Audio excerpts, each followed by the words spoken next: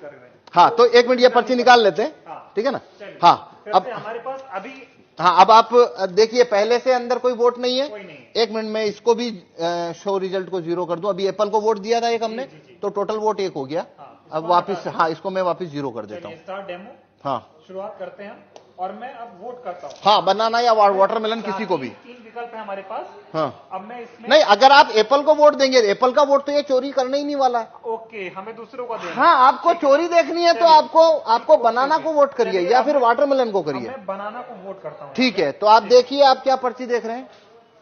हाँ, बनाना आ गई। बनाना आ गई जी। तो आप वोटर ने बनाना की पर्ची देखी जी। वोटर यहां से चला गया। हाँ, अब अगला वोटर आया। आप हैं दूसरे वोटर। मान लीजिए मैं फिर बनाना को करता हूं।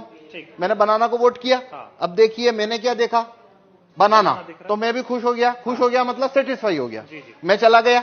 अब मान लीजिए आप आए, आप फिर से बनाना को वोट करिए, मान लीजिए। मैं फिर से बनाना को वोट कर देता अब देखिए आप क्या देख रहे हैं यहाँ पे, हूँ। बनाना देख पा रहा हूँ। बनाना देख रहे जी। हैं, तो आप सेटिस्फाई हो गए। हाँ। आप भी चले गए। तो हमने 3 वोट कर दिए। 3 वोट कर दिए। ये बनाना बनाना बनाना, 1 वोट और कर लेते हैं। ठीक। ये मान लीजिए मैं अब वापस बनाना को वोट कर रहा हूं। ठीक है। तो ये मैंने बनाना को वोट किया, फिर मैंने देखा सिंबल बनाना। हाँ, ठीक है, 4 वोट किए। 4 वोट किए हैं, चारों बनाना को। चारों बनाना को। तो अंदर से एप्पल का, अब पहले इलेक्ट्रॉनिक वोट देखते हैं। हाँ। देखिए, आइए। हाँ, तो ये शो रिजल्ट कर रहा हूं अब मैं। जी। ये शो रिजल्ट, तो टोटल वोट कितना हुआ है। 4 वोट हुए हमारे। अब एप्पल को कितना मिला, 3 मिला हुआ है। कौन जीता यहाँ। एप्पल। क्या आपने एप्पल को वोट दिया। नहीं दिया। मैंने भी नहीं दिया। हाँ, सभी ने तो बनाना को दिया था। सभी ने बनाना को दिया। लेकिन यहां पे तो हाँ। एप्पल जीत गया है हाँ। और बनाना को तो 1 ही वोट मिला है। हाँ। तो अब हम देखते हैं इलेक्ट्रॉनिक वोट को कागज के वोट से मैच करते हैं, क्योंकि काउंटिंग के दिन भी ऐसा होता है। ठीक। ठीक है। हाँ। तो देखिए अब हम कागज का वोट देखते हैं। ये देखिए, ये कागज का वोट, कितना कागज का वोट है। 4 है। Total vote 4। हाँ। अब देखिए यहां पे टोटल वोट कितना है। 3 एप्पल। नहीं, टोटल वोट कितना है, और यहां टोटल वोट कितना है कागज का। 4। एप्पल का कितना वोट है, 3। यहां एप्पल का कितना है, 3। और यहां बनाना का कितना है, ये बनाना का 1। जबकि तो चारों आप ने बनाना को दिया। तो आप 100% वीवीपैट की पर्चियों की काउंटिंग करिए। ये लो काउंटिंग कितने की करनी है, कर लो काउंटिंग। क्या आपकी चोरी पकड़ में आई। नहीं है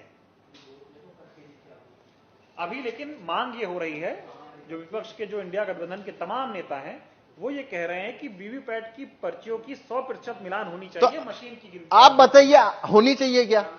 नहीं, इस क्या हिसाब से मतलब जो आप दिखा रहे हैं, इसमें से तो आप साबित ही नहीं कर पाएंगे कि ऐसा गलत हुआ। भाई, ये मैं ना खोलूं हाँ। तो यहां पे तो ये होने के बाद में जो बनाना का कैंडिडेट है वो वोटर को बोलेगा, भाई तुमने तो मेरे को वोट ही नहीं दिया। वोटर बोलेंगे हमने तो बराबर वोट दिया, पर्ची छपी हुई देखी। सवाल और है, अभी हम जब वोट डाल रहे थे तो यहाँ पे पर्ची यही एक ही दिख रही।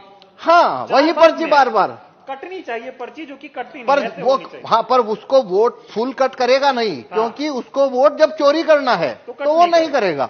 हाँ, क्योंकि वो फिर पर्ची वहीं दिखती रहती है। हाँ हाँ हाँ, ये सारा खेल है। हाँ, ये सारा खेल है। और ये हाँ। इसको जिस सीट के ऊपर आपको वोट जितना चोरी करना है वैसा उसमें कमांड आप भेज दीजिए, तो वैसा होना शुरू हो जाएगा। कुल मिला के साबित होता है कि ईवीएम को आसानी से हैक किया जा सकता है। आसानी से इसमें वोट चोरी हो सकते हैं और वो कभी पकड़ में नहीं आएंगे, क्योंकि यदि मैं ये खोल के ना दिखाऊं तो आप कभी नहीं, ये साबित नहीं हो सकता कि वोट चोरी हुआ है। चुनाव आयोग खोलने देगा नहीं आपको। तो नहीं, चुनाव आयोग तो छूने ना देता। हाँ।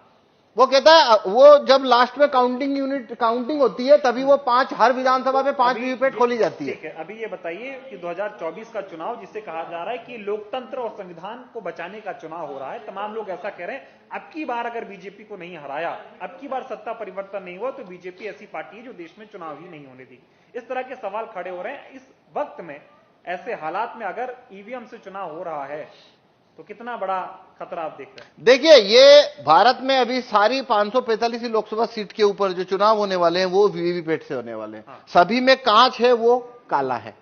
सभी में लाइट की अवधि 7 सेकंड है। तो मतलब ये अभी जो चुनाव है, वोट ईवीएम से चुनाव कराना, उसका कोई मतलब ही नहीं बनता। कोई भी मतलब नहीं बनता। जितना धांधली करना है उतना हो सकता है। 5 सीट करो, चाहे 50 सीट करो, चाहे 100 सीट धांधली करो, और वो कभी पकड़ में नहीं आएगा। इसीलिए हम ये, भाई आपने, अगर मैं ना गेट खोलूं, आपको पकड़ में आ रहा है, नहीं आ रहा, किसी को आ नहीं सकता। मतलब सारा खेल इसी काले शीशे का है, ये जो हाँ, लगा हुआ है। हाँ, तो इसलिए हम कह रहे हैं कि देखिए, भारत के अंदर सिटीजन के पास कोई ज्यादा राइट्स तो है नहीं।